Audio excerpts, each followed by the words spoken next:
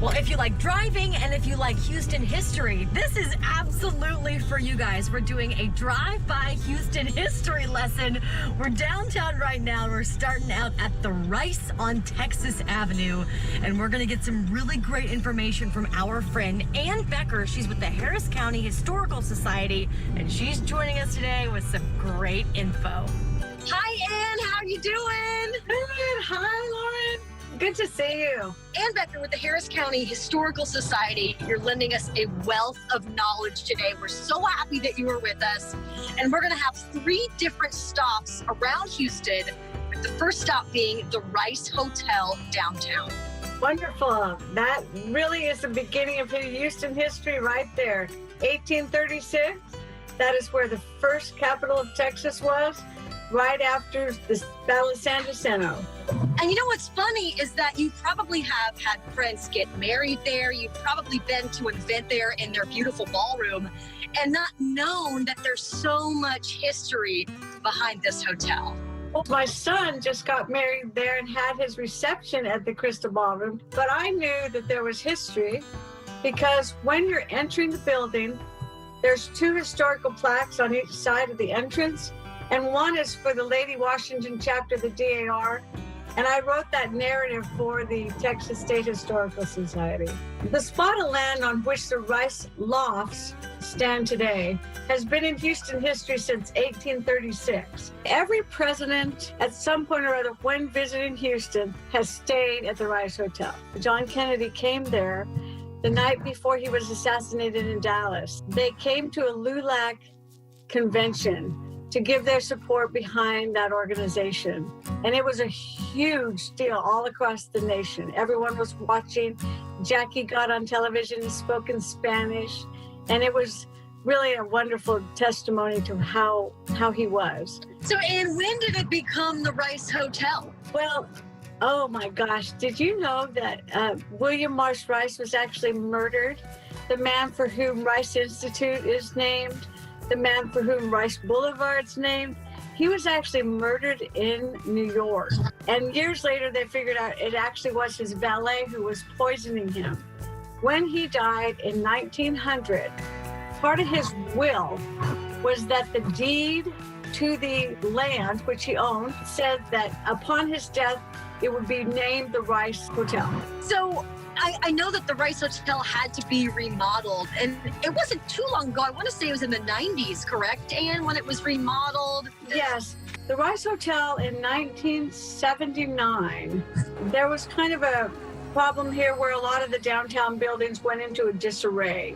And I know they had a huge sale at the Rice Hotel in about 1979 where they had to get rid of the furnishings, all the china, and boy, I wish I'd known. I wish I'd been there. After that, the Houston Endowment gave the Rice Hotel back to the Rice Institute because William Marsh Rice's estate, they already owned the land, so they just gave the hotel to them to run. Well, it went pretty much into disarray for about 22 years. In 1996, the Houston Housing Finance Corporation bought the building from the Rice Institute for $3 million and then leased it to that magic worker, Randall Davis, who turned it into what it is today.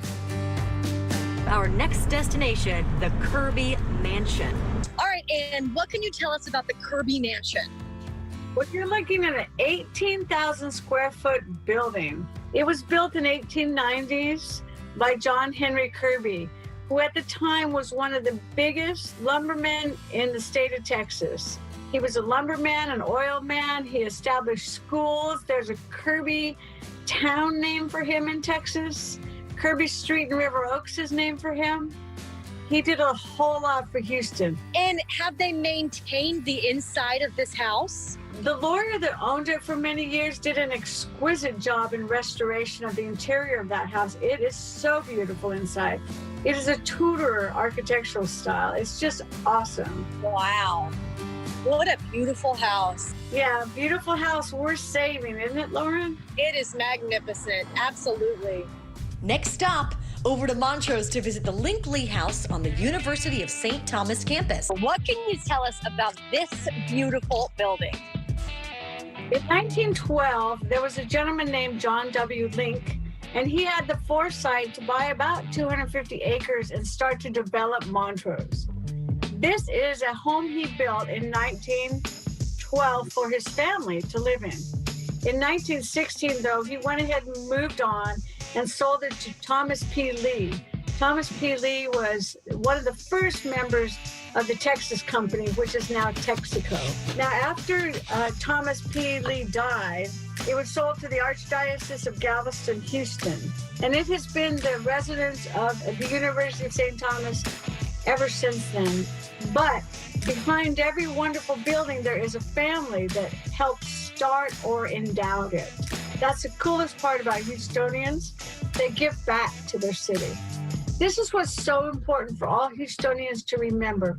We need to record our buildings and record our history.